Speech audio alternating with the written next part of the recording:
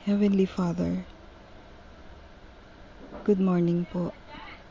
Maraming salamat po sa araw na ito, sa umagang ito, na kami po ay pinagsasama-sama mo bilang isang simbahan, Panginoon, upang magpuri sa iyo, Panginoon, at sumamba.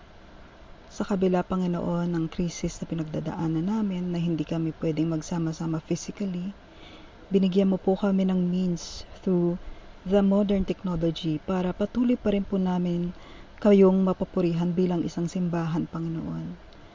Lord, as we come before you this morning, we pray that you will just search and know, Lord, our hearts and minds. If there's anything there, Lord, na nakikita ka, Panginoon, that will hinder our worship, Panginoon, we pray that you would reveal it to us and help us, Lord, to really repent of these things na hindi po nakakapagpasaya sa iyo. Panginoon, itinataas po namin ang iyong pangalan, Panginoon, sapagkat yan naman po ang karapat-dapat, Lord. Ang iyong pag-ibig, ang iyong awa, sa kabila ng aming mga pagkukulang, Panginoon, na makailang ulit, na makailang henerasyon na, Panginoon, ay patuloy pa ring bago tuwing umaga, Lord. Purihin ka, O Diyos, dahil hindi ka nagbabago. Ang pag-ibig mo noon sa amin ay kasing sidhi pa rin ang pag-ibig mo sa amin ngayon. Lord, we thank you, Lord, for seeing us through these times na medyo challenging po talaga. Hindi lang po sa mundo, hindi lang po sa aming bansa, hindi lang po sa bawat isa, sa bawat pamilya, ngunit maging sa aming simbahan. Panginoon, naniniwala kami na ang iyong plan, Panginoon, ang siyang masusunod, Panginoon, kahit ano po ang pinagdadaanan namin, Lord. So we pray, O God, that we shall see what you want us to see, that we shall learn what you want us to learn, Father, through all this, and we will do, Lord, help us do the things that you want us to do with all these things that has been happening, Panginoon, sa mga buhay namin. Lord, we commit to you this worship, we commit to you the message, we commit to you our pastor, we commit to you our hearts, Lord, that we would listen with eagerness, and that we would understand, Lord, your message for us, and Father, that we will do as it says, na hindi lang po kami ma-challenge, but mas importante po na kami po ay ma-change, Panginoon, ng iyong mensahe. Again, Panginoon, sa iyo ang papuri at pasasalamat, Panginoon, and make us worthy, Lord, to give you worship this day. We pray all these things in Jesus' name. Amen.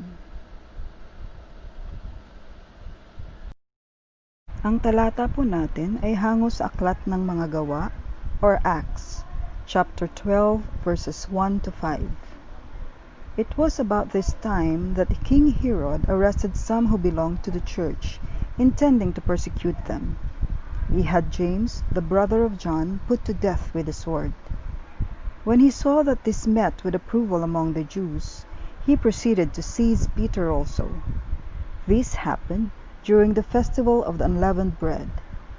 After arresting him, he put him in prison, handing him over to be guarded by 4 squads of 4 soldiers each. Herod intended to bring him out for public trial after the Passover. So Peter was kept in prison, but the church was earnestly praying to God for him. God bless the reading of His Word. A blessed Sunday, CBC family! Kamusta po ang bawat isa? Naway po ang lahat ay nasa mabuting kalagayan. Ngayon po ay araw ng muli na tayo ay sama-samang magpuri sa Panginoon kahit na online tayo. Indeed, God is faithful para sa bawat isa, and yung time na mag-worship tayo sa Panginoon ay napakahalaga. And sa oras na ito, patuloy natin siyang purihin sa pamamagitan ng mga papuring awit. Let's sing Trust and Obey.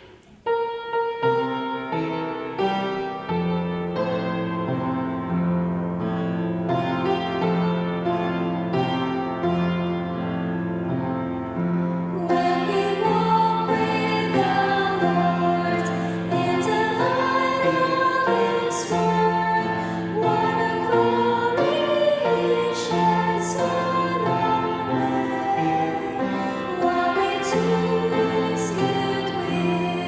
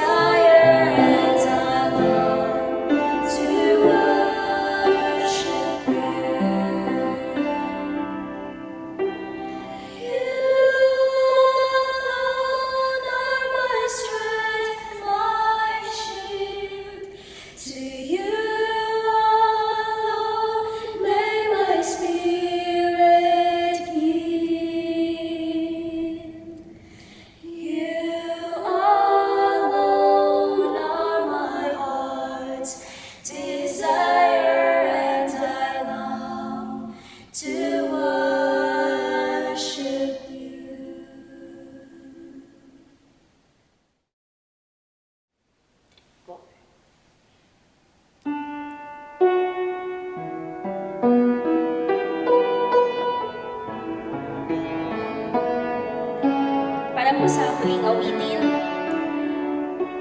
ang title po nito ay In His Time.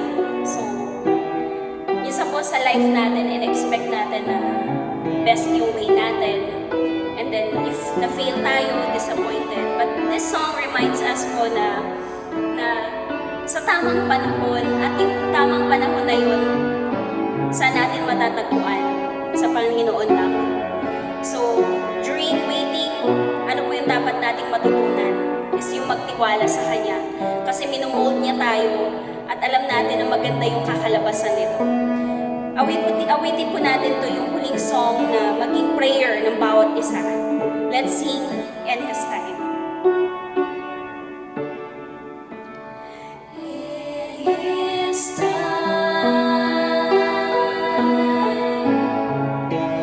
in His time,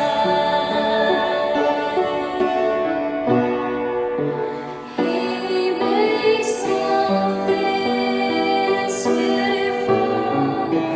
In His time, Lord, please show me every day as You're teaching me Your way, that You do just what You say in Your time. In His time, in His time, He makes all things beautiful. In His time, Lord, please show me every day as You're teaching me Your way, that You do just what You say in Your time. Let's sing in Your time. In Your time, in Your time, You make all things beautiful. In Your time, Lord, my life to You I bring. May each song I have to sing be to You a lovely thing. In Your time.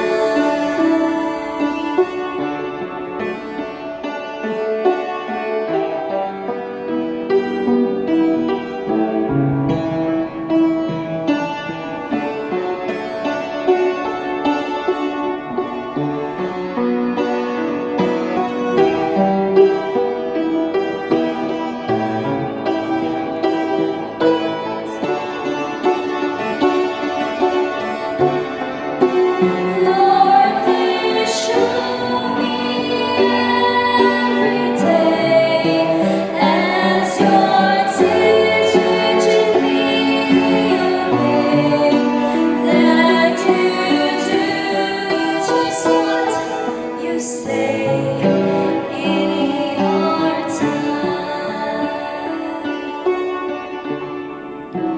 In Your time. In Your time, You make all things beautiful. In Your time, Lord, my life to You I bring. May each song I have to sing be to You a lovely thing. In Your time, in Your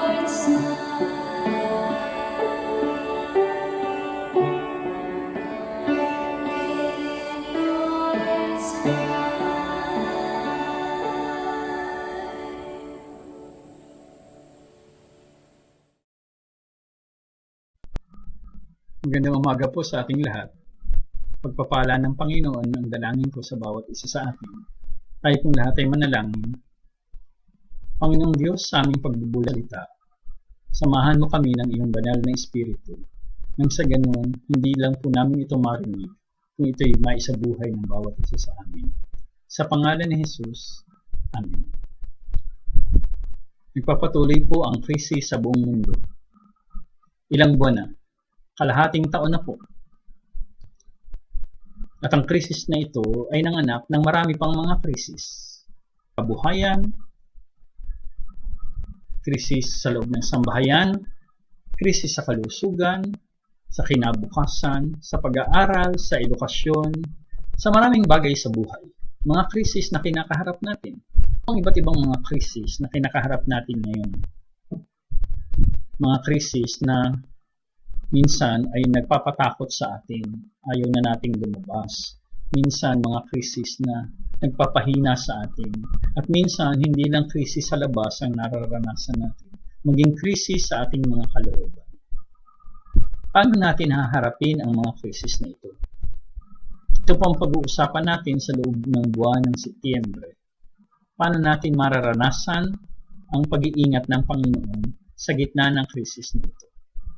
At sa umagang ito, kagaya po ng ating narinig, pag-aaralan po natin ang talatang 1 hanggang 5 ng chapter 12. Mahalaga po ang talatang ito sapagkat dito inilarawan ng matinding krisis na sinisimulang makaharap ng iglesia. Ano ito? Makikita po natin sa talatang 1 hanggang 2.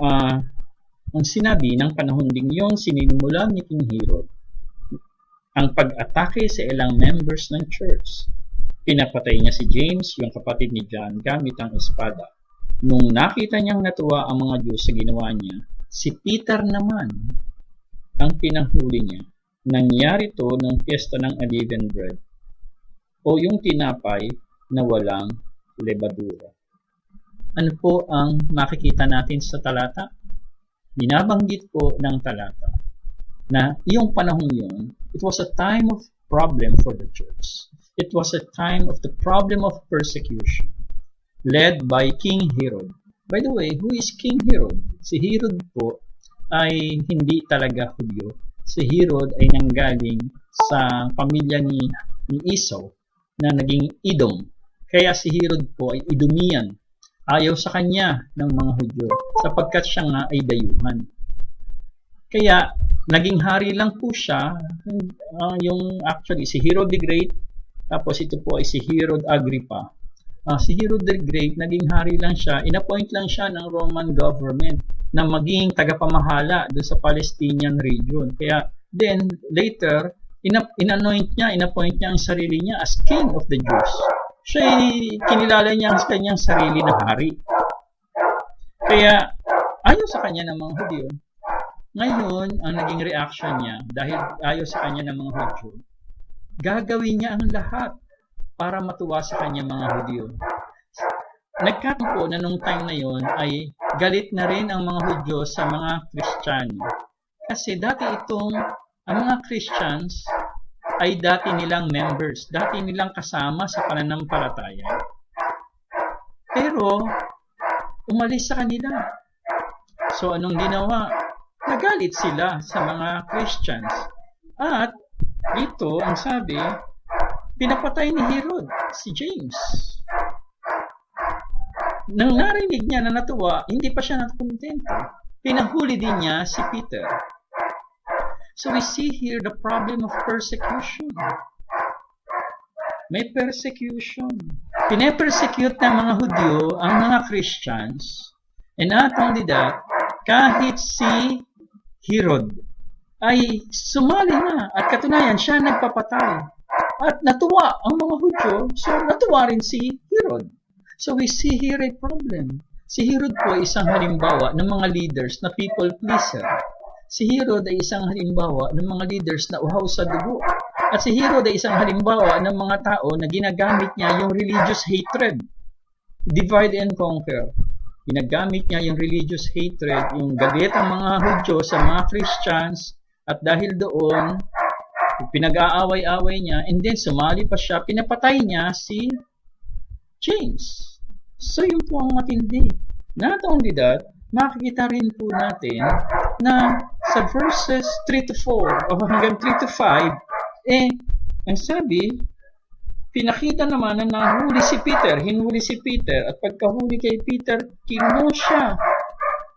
At binantayan sa 4 na grupo ng tiga-4 na sundalo ang plano ni Herod na litisin siya in public pagkatapos ng Passover. Ano ang balak niya? Pinatay na niya si James, hinuli pa niya si Peter. Ito po yung mga leaders ng mga Christians noon. Mula chapter 1 hanggang chapter 15, si Peter po ang kinikilala na leaders ng church. At si James ay kapatid ni John, kasama siya sa inner circle ni Jesus, sa mga disciples. So tumatayo rin si James na leader noon, pero pinatay siya. So anong gagawin ng mga believers? Yung mga leaders nila, yung isa pinatay, tapos yung isa naman ikinulong. Anong gagawin nila? Tapos yung mga Hudyo, galit sa kanila. But hindi lang po yun. Tandaan po natin sa chapter 11, may matinding krisis din silang kinaharap. Ano yun? Famine, may tagutom. Nagugutom sila.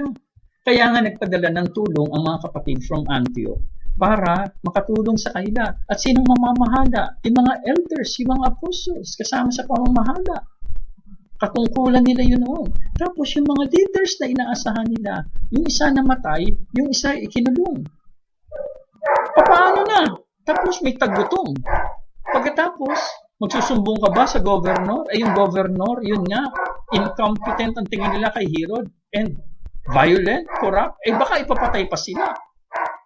Katunayan, ang balak ni Herod, patayin din si Peter sa pamamagitan ng sa public, litisin siya sa public at maaaring siya patayin din.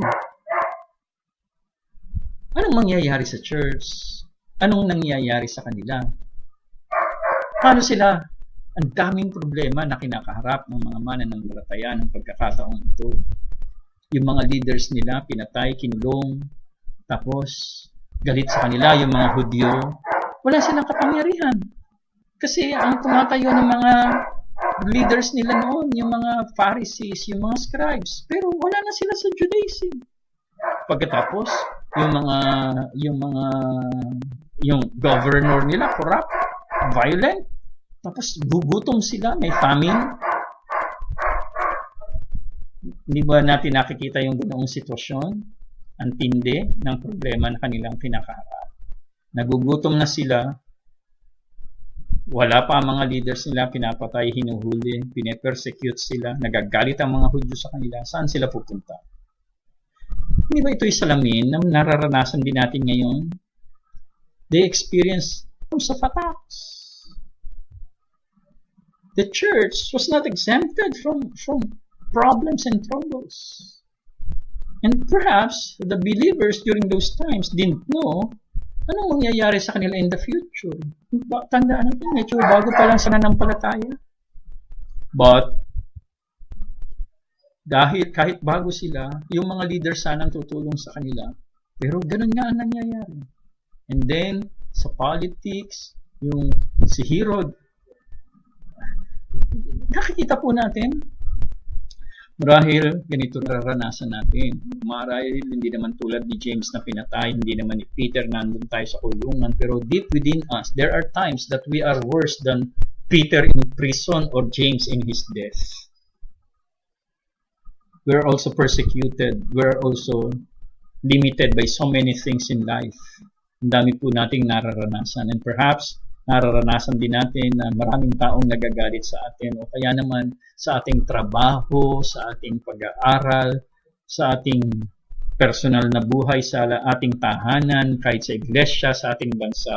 Ang dami nating nakikitang problema. Financially, physically, health-wise, sa ating kalusugan, sa ating finances, ang dami na nating prison na kinakaharap. At napakatindi ng mga bantay. Mamamatay na si Peter. Hinihintay na lang. Si James pinatay na. Nagugutom sila. May famine. Tapos, wala silang maasahang tulong mula sa kanilang mga religious leaders, mga scribes and Pharisees. Yung inasahan nilang tulong mula Antioch, ang mga mamamahala ay itong mga apostles, yung mga leaders. Tapos ganito pa ang nangyari. Hindi ba ito'y salamin ang nararanasan din po natin na minsan parang siguro ang mga mananampalataya noon gusto na nilang huminto. Siguro na ang mga mananampalataya noon parang gusto nilang bumalik sa dati nilang buhay. So the church finds itself in times of trouble, under attack from all fronts. Diba? Mismo sa ating kalooban, ganun ang nararanasan natin. So, huwag po natin isipin na dahil tayo mananampalataya, immune tayo sa lahat ng problema. Tingnan po natin, lahat tayo affected ng crisis na ito. Lahat tayo ay parang nasa kulungan, nasa lockdown ng buhay na ito. Susuko tayo, mawawalan tayo ng pag-asa. Kung nakikita natin na ang lahat ay parang wala ng pag-asa, tingnan po natin sila. Tingnan natin. Anong kanilang ginawa? Ang makita po natin sa verse 5, kahit napakatindi ng kanilang dinanas na problema, financially, numerically, spiritually, economically, sa kanilang health, physically, lahat meron silang crisis. Pero meron silang hindi nakalimutan. Ano po yun? Yes, it was a time of the problem of persecution and also of the danger of imprisonment as experienced by Peter. But in verse 5, nakita natin anong sinabi. Kaya nakakulong si Peter, ang tagal. Pero di tumigil ang church sa pag-pray ng taimtim sa Diyos para sa Kanya. Yun ang kanilang ginawa. Peter was kept in prison, but the church was earnestly praying to God for him. The church was praying. The church here experienced to be in the spirit of prayer. Alam po ninyo, napakahalaga nito. There is that tiny word, that word in verse 5 that makes a big difference. What is it? But.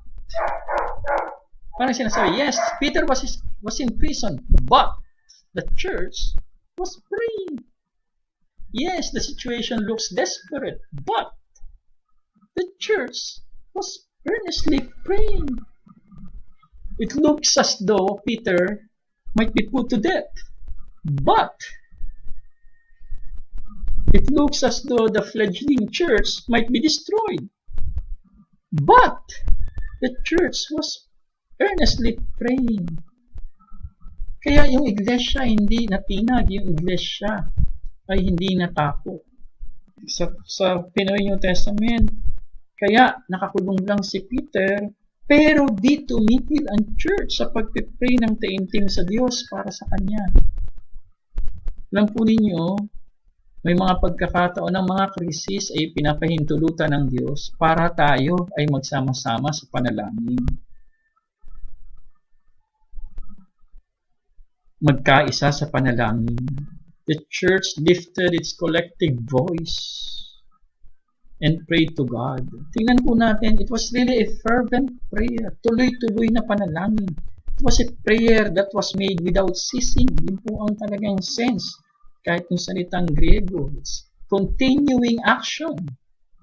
Katunayan, yung without ceasing, it means to stretch forth. Parang, it goes beyond the boundaries. Dumampas sila doon sa hinihingi. It means it is a picture of fervency, maalab na panalangin. It is a picture of a people burdened in their hearts. Alam po ninyo, yun ang krisis. Minsan pag malusog ka, hindi ka talaga magiging maalab sa panalangin para sa iyong kalusugan. Kapag parang wala kang problema, hindi ka magiging maalab sa panalangin kapag lahat maayos. Pero kapag may problema, minsan mas nakikita mo sama-sama dapat tayong manalangin. Ito ang ginawa ng iglesia. Nagsama-sama sila. Patuloy. patuloy na panalangin. It's a very energetic, passionate prayer. Hindi po ito yung sluggish, pathetic, o sige, pag-pray kita, pero hindi naman ginawa. So, it is a prayer that came from a burdened heart. Diba? Minsan ganun. Kapag nakikita natin dumating tayo sa krisis, nung nangyari sa kanila, yung krisis na yun ay ginamit para matutunan nilang magsama-sama sa panalangin. Nanalangin, di tumigil ang church sa pananalangin ng taimtim, sa pagpipray ng taimtim sa Diyos para kay Peter. It is really a fervent and also faithful prayer.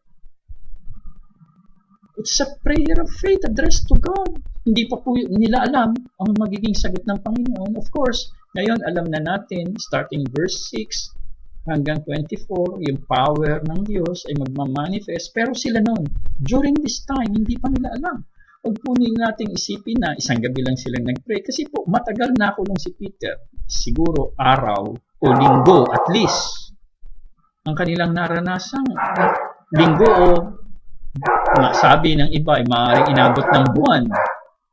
Maaaring inabot ng buwan ng pagkakulong si Peter.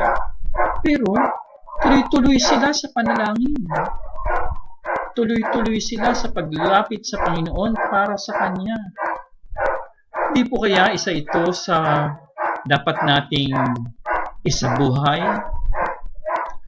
at ipagpasalamat sa ating Panginoon? There are times na nararanasan natin ang crisis para tayo sama-samang manalangin. There are times na nakikita natin na wala tayong magagawa. At ang magagawa natin, ilapit sa Panginoon sa panalangin. Diba? There are times na ipinapahintulot ng Diyos, maranasan natin yung crisis para matuto tayong manalangin. Hindi ko na po kinakailangan sabihin. Alam niyo naman, pag Wednesday, meron pong prayer fellowship o maaaring iba sa inyo hindi makasama. Basta makalaman lang po namin na ipinapanalangin ninyo ang isa't isa, tayong lahat, ang iglesia, maging ang ating bansa, ang sanlibutan. Hindi kaya magandang magkaroon tayo ng parang covenant na time na, sige, by this time, alam natin ito ang time natin sa pag-pray. Kung hindi po kayo makasama ng Wednesday, magpadala kayo ng inyong mga prayer requests. At yun po ipinapanalangin namin sa mga pagkakataong iyon. Maganda po na minsan maramdaman natin yun. Siguro, alam natin kapag Sunday, yun ang time natin, corporate prayer and worship. May mga oras siguro bago matulog. Alam natin siguro po kahit saan tayo naroon, tuwing alauna ng tanghali o gabi, mag-agree tayo sa isang panahon ng panalangin. Maging konkreto yung ating sama-samang panalangin. Siguro, kahit nasaan kayo, you don't need to join us kung kayo ay nasa trabaho o kung ano man, nagbibiyahe. But basta naandun tayo, we're bonded by prayer, by the spirit of prayer. Praying earnestly. Taimtim, tuloy-tuloy, hindi titigil sa panalangin. Yun ang ginawa nila sa gitna ng krisis, sa harap ng krisis. Doon nila nakita, hindi po nila nakikita pa. Katunayan, nasusurprise nga sila nung sa prayer nila, nakalaya na si Peter. Pero that's getting ahead of the story. Dito, hindi pa nila alam ang sagot ng Panginoon sa kanilang panalangin. Pero nagpatuloy sila sa panalangin. Di ba? So siguro po, ito ang gawin natin. Sama-samang panalangin. Panalangin natin ang isa't isa. Ating mga kapatid sa kanilang kalusugan, ating pangangailangan sa buhay, ating kabuhayan, kalusugan, panganib na ating kinakaharap, yung mga krisis na ating kinakaharap sa ating individual na buhay, sa pamilya, sa iglesia, sa bansa, sa sanlibutan. Kinakailangan po natin ipakita. Ito, tinuturo sa atin ng Panginoon. Panalangin. Something happens when the church prays. Something happens. Bagaman hindi pa nila alam kung ano yun. Hindi nila alam kung anong magiging sagot ng Panginoon. Pero yun po, sa gitna ng krisis na kanilang kinaharap, Tandaan po natin, meron silang famine, tagutom na kinakaharap. Pinatay yung kanilang leader. Hinuli si Peter. Tapos, yung mga religious leaders, yung mga Hudyo, galit sa kanila. Pine-persecute na sila. Tapos si Herod, incompetent, violent, pinapapatay na sila. Anong gagawin nila? Sa mga pagkakataon na may crisis, na may famine, nakikita mo parang wala kang aasahan sa mga leaders, tapos may problema kayo sa buhay, sa pamilya, sa iglesia, kahit saan, espiritu ng panalangin, sama-samang panalangin, pagkakaisa sa panalangin, yun ang naranasan nila. Yun ang dapat nating gayahin sa kanila. Kung may nakikita natin sa ating paligid, parang nakakawala ng pag-asa.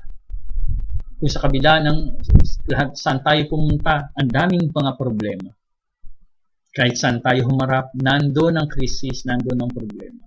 Tandaan natin, mayroon tayong magagawa, panalangin. Sabi nga po ng isang manunulat, si Karl Barth, prayer is the beginning of an uprising against the disorder of the world. Ang panalangin ang simula ng pag-aaklas laban sa kaguluhan ng mundo.